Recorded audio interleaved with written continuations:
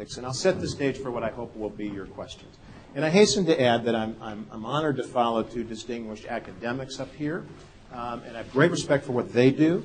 But you should understand that my perceptions and my learning in this field is, as Ward said, as a practitioner, as someone who has operated in the political sphere my entire adult life in some fashion or another, usually from the outside helping, but not always. And I think practitioners have often different views of how elections are going to be decided, frankly, particularly close elections, as this one will be. But let me start with the role of money in politics. My own strongly held belief is that the role of money has completely corrupted American politics and made our political system dysfunctional. I believe what we have in Washington is a dysfunctional government made as a result of a political process that is way too overly influenced by money, and that is a bipartisan indictment. Money is a corrupting influence in both parties. It is a corrupting influence of all candidates. I will tell you my own personal history. The role of money has grown every single cycle, with no exception, and in dramatic fashion. My first serious involvement in politics was as a very young man in 1976. That's why I stress I was very young in 1976. And I was campaign director for a man named Howard Metzenbaum, who that year unexpectedly got elected to the United States Senate. I say unexpectedly because he had run a couple times before and lost. People thought it was kind of silly. He was trying again. He had a tough primary against a very popular Cleveland, Ohio congressman. And if he won that primary, the prize was that he was going to get to run against an incumbent United States senator named Robert Taft, Jr., in a state where Tafts just got elected by putting their name on the ballot. It was really viewed as a ridiculous enterprise. That's how, as a very young man, I got to be his campaign director. No one of substance would take the job. Now, in the contested primary in 1976, we raised and spent $375,000. We were outspent by the congressman who spent about $500,000, and Metzenbaum won. He actually won the primary big by like 15 points. Big win. In the general election against sitting United States Senator Robert Taft, we raised and spent $600,000. Taft raised and spent about $1 million. And Metzenbaum won by 4 points, outperforming Carter in Ohio, who also carried Ohio. Big upset, big surprise. But I want to add up contested primary, contested general election, just a few dollars under $1 million total in 1976. Fast forward to Metzenbaum's last re-election campaign, which was 12 years later in 1988. He served 3 terms. His last re-election was in 1988. As a sitting United States Senator, he had no contested primary, so he didn't have to spend money in a primary. And he had a general election opponent who was the pretty popular mayor of Cleveland, Ohio, Republican named George Voinovich, who subsequently did go on to serve as both governor and senator of Ohio. But in this race, he lost pretty badly. But let me tell you about the money. Metzenbaum raised and spent in the general election that year $8.8 million, 12 years later. And he was significantly outspent by Voinovich, who raised and spent $11 million. He also did not have a primary, and he spent that in the general election. So from 600,000 in 1976 to beat Senator Taft, it was $8.8 million to beat a guy who significantly outspent him. 2 cycles. It has only gotten worse. Every presidential cycle, we've seen enormous increases in the amount of money. And that money, in 76, we were on the heels of a new reform, and it was a reform that limited contributions in federal election campaigns to $1,000 a person. So money had to be raised at no more than $1,000 a person, and there was not what was called soft money then. Now, just a few years later, there became soft money because there was a challenge to the reform, and they kept the $1,000 on personal contributions campaigns, but you could give unlimited to parties, and that became the big loophole.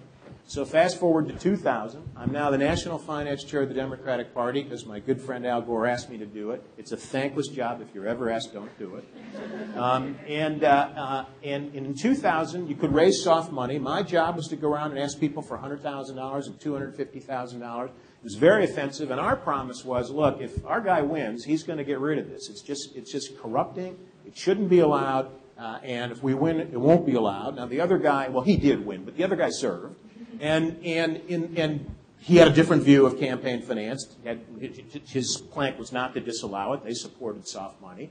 And, of course, fast forward to that, we have the recent Supreme Court decision, which has made it even more egregious. And you now have super PACs who can raise and are raising $5 and $10 and $20 million from single individuals whose expenditures are supporting individual candidates. Again, I don't think this is a partisan issue. I think it is an issue of democratic society, small d. I think it is totally corrupting our system of government. And I'll only tell you one little anecdote, and then I'll segue, because I know you've spent time on money in politics. But here's my anecdote. It probably goes back a dozen years.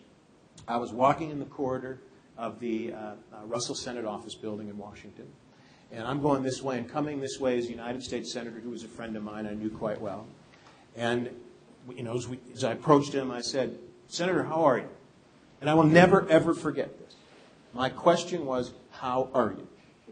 And he stopped. He said, "Joel." And he pulled out of his pocket a note card.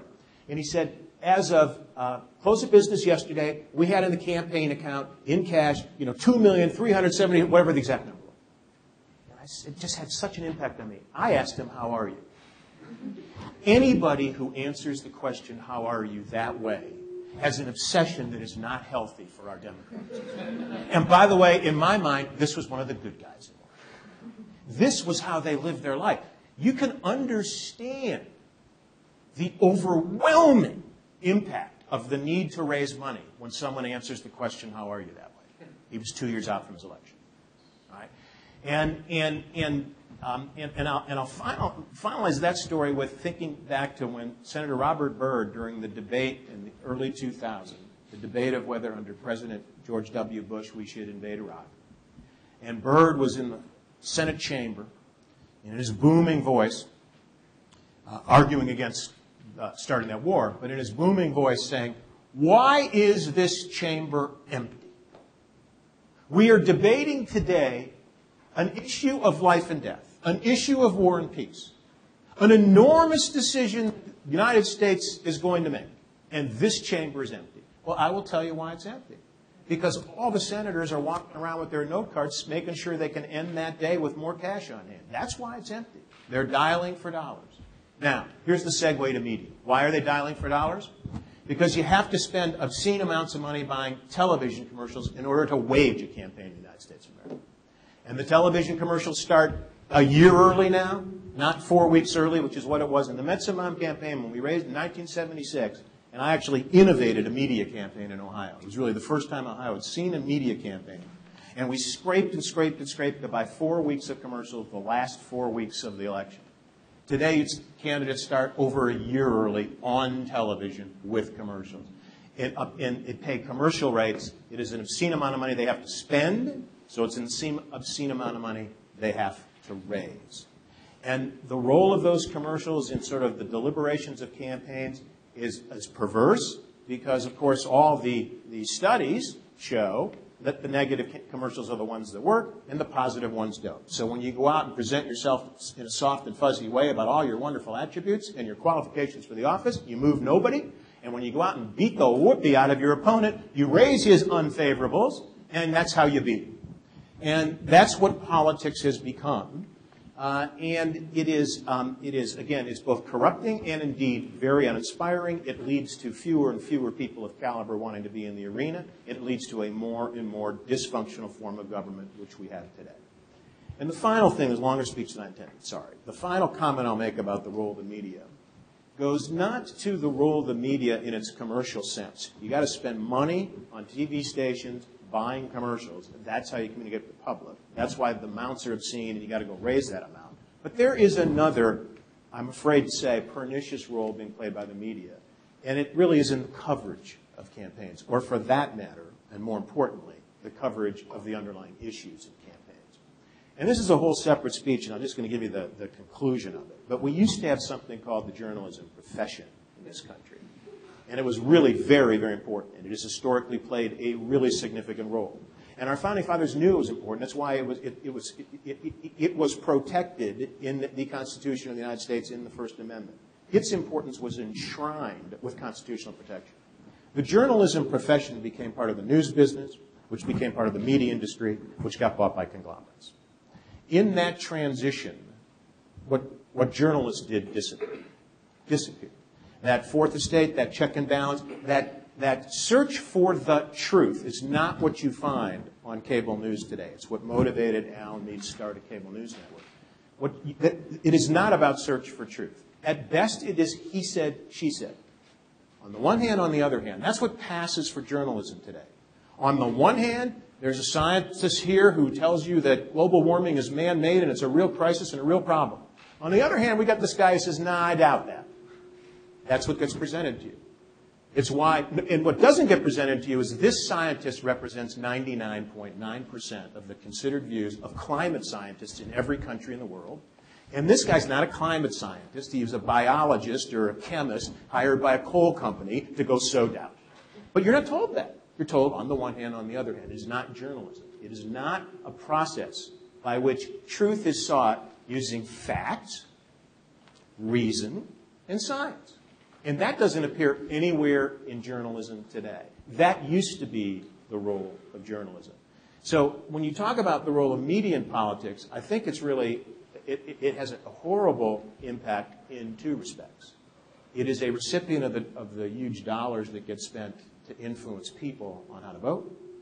And it is the source of information for most Americans on the underlying issues. And it is inadequate to the task. And I'll close with one anecdote on that and then throw it over to you.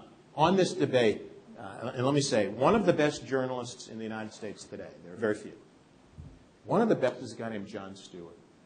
And you know what? He's the first to say, I'm a comedian. I work for a network called Comedy Central. What do you call me a journalist for?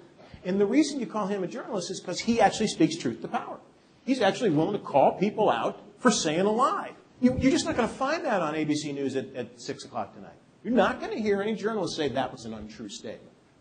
When Dick Cheney said that Saddam Hussein was responsible for the bombing of the Twin Towers in New York, that was an untrue statement. No journalist said that. It's why 2 years after 9/11, 70% of the American people thought Iraq was responsible.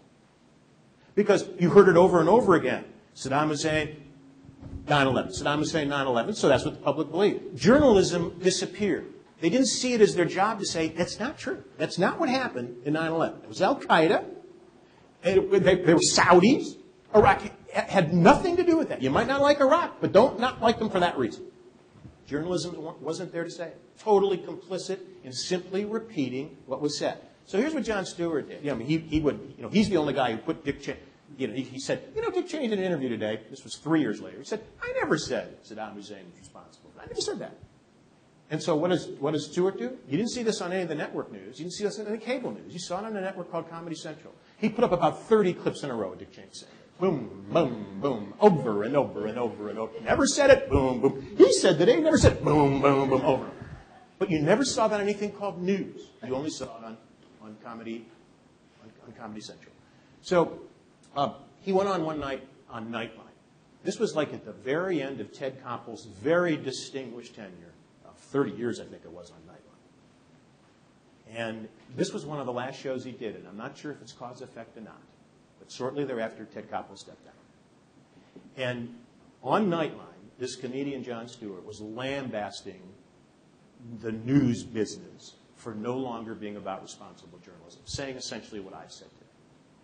And Ted Koppel was being defensive and trying to argue. And Jon Stewart said, Ted, just yesterday, ABC News reported on the evening news that John Kerry, this was during the 2004 campaign, that John Kerry shot himself in the foot so he could come home and one day be a war hero who runs for president. That's what ABC News reported last night. And Ted Koppel said, well, no, but John, we just said last night on the ABC News that somebody said that. John's answer was the best thing I've ever seen. He didn't say a word. He just went. And there was the end of the debate.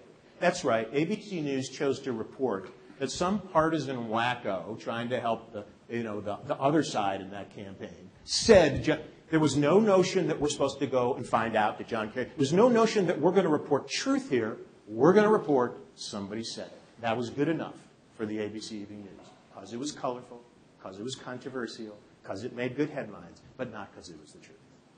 And it was Jon Stewart who really took the case on that issue. And I think that tells you more than you really want to know about the sad state of the journalism profession and the media business today. Happy to take your question. Anything? Actually, let me ask you a follow-up. Yeah. The first time I ever saw you was as an entrepreneur with advertising Hyatt. Yeah, long time ago. In Chicago. Yeah, a long time. You've been an innovator, an entrepreneur a long time, in different creative ventures. What sort of innovations have a chance of improving? Yeah, that's a great question. Well, look, there is a lot of hope that the internet can make possible greater engagement by citizens in the process and formats for doing the hard work necessary to derive the truth. But I don't want to sound like I'm one of these big internet cheerleaders, because it's also true that the internet can be used as a very effective platform for disseminating pure garbage. So it's really like anything else. It's what's going to arouse a citizenry to say enough is enough. And what innovations are going to do that? I'm not at the most hopeful moment on this, to be honest with you. I'm really not. I think that we're falling into a horrible acceptance in this country of a dysfunctional political system. And someone asked me the other day, so where's the outrage? And, so here's an interesting, I thought about this, and look, I'm not an academic, not a historian, but I'm under the impression that most movements that reflect an outrage about the condition of society are led by elites. They're led by elites. They don't blossom up, from underneath by disenfranchised elements of society. They're led by people who come along and say, this isn't right. It's just not right. Who have capacity, who have stature, who have resources, who have means, who are insiders. And the problem in society today is all insiders are complicit in what is becoming too advanced. Complicit in the fact, you look at the compensation of CEOs. You go back to the 70s or 80s, and a CEO of General Electric, a CEO of one of the biggest companies in the world, might make $1.2 million. Go check. That would be an outsized. It's a lot of money. The idea that CEOs made $75 million a year, it's just it would have been incomprehensible to the CEO of any Fortune 500 company in the year 1980. Let's say 81, when Ronald Reagan was president. Incomprehensible. And today, it's like you can't. There's absolutely no limit of the differential between what top executives pay and what workforces get paid. And the multiple, as you know, is enormously greater today than it used to be. And it's symbolic of a growing inequality. And the elites it's a bipartisan elite. The Democratic elite's no different. If you're a Wall Street guy who gives to Obama versus a Wall Street guy who gives to Romney, most of your differences on social issues, most of your differences on do you invest in education? Do you invest, it's a worldview difference to be sure, but not when it comes to how you make your money. There's almost no difference.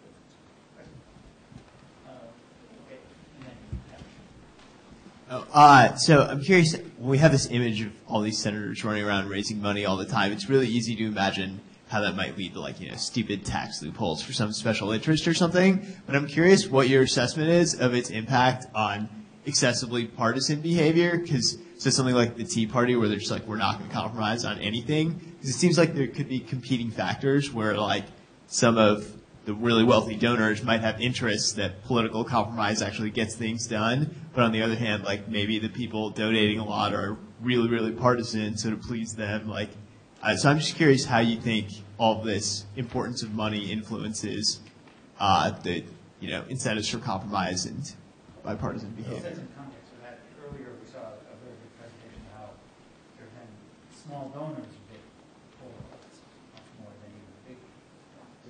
So look, probably the most important change in the Senate that leads to my strongly held belief it's dysfunctional is there is no bipartisanship at all anymore. It does not exist. And what I believe that represents is an abdication of governance.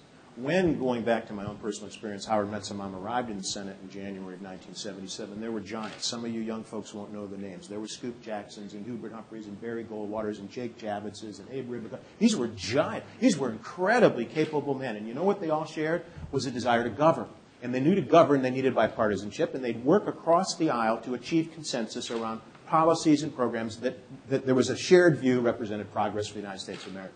And the most highly regarded people in the chamber were the ones who commanded enough respect to be able to reach across the aisle and achieve that kind of consensus. They were the great senators. Today, if you even try, you are ostracized out of your caucus. In other words, the great senators today are the ones who can be the most strident, the most non-cooperative, and that's an abdication of leadership. Now, they do that because they have lots of competing influences. If you're a right-wing Republican, you don't want to have happen to you what just happened to Dick Lugar.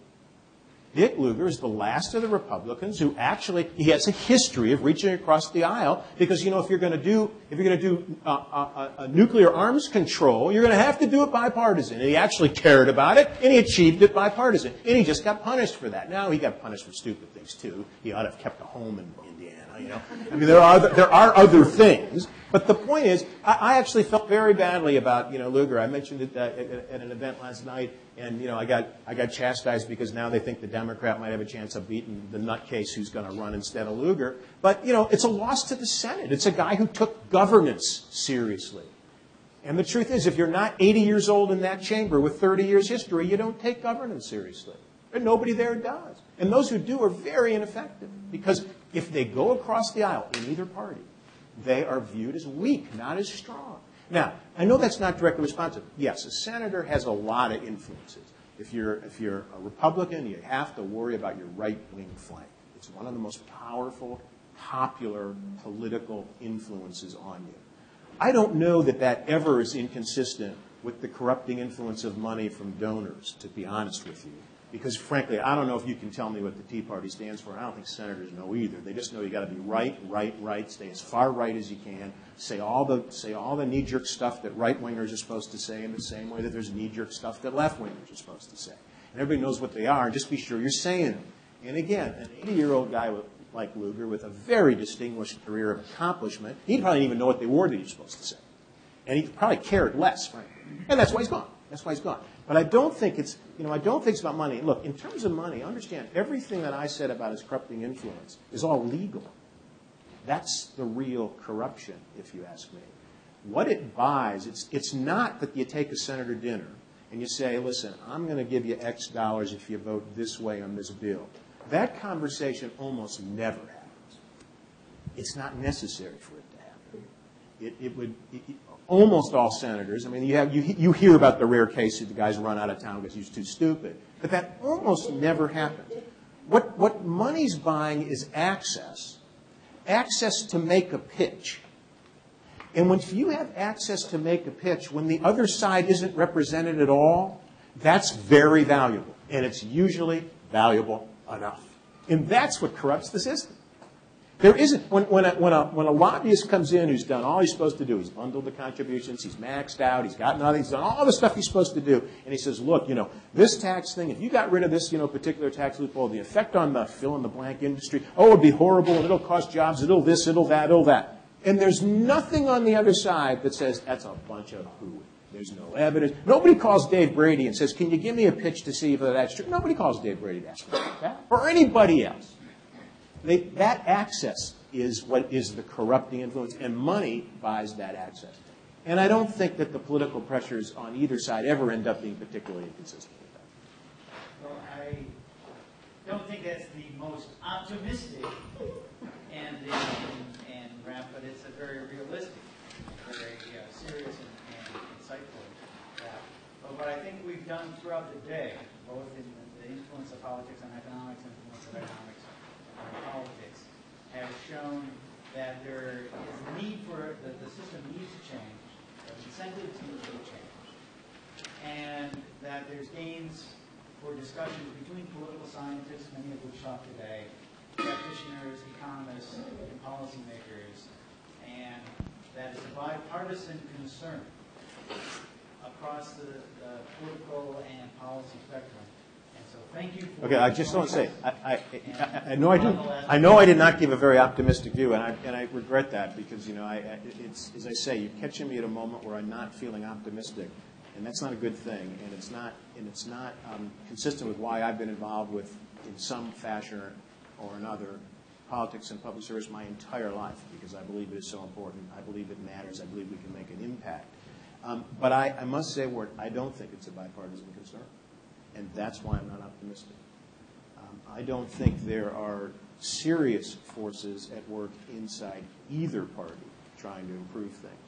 And I think that that improvement is going to have to be interjected from outside, and hopefully not through horrible crisis. I mean, you know, you think about, you know, we came through a horrible crisis with the financial system. I mean, absolutely horrible. We were on the precipice of a total collapse of the financial system. Total collapse. And that's what Obama inherited. And you know, most people agree that what happened there was we had institutions too big to fail. So they could make all their money in pure capitalist ways, but it was socialist when it came time to whether the risks, if they took too big risks and it didn't work out, it was a socialist system. We went in and bailed them out. You and I, we bailed them out because they were too big to fail. If they failed, there'd be no liquidity in a system that absolutely requires it. We bailed them out. And all I can tell you is too big to fail. In my judgment, I think in the considered judgment of most people who have looked at this, has become way too big to fail. That's what's happened. We've gone, so you know, again, I think we, you know, it feels right. You can't let a good crisis go to waste. And we let a good crisis go to waste. And if we keep doing that, it's hard to be optimistic. Okay, well, I think we will take this forward and try to improve things, but thank you. Thank you.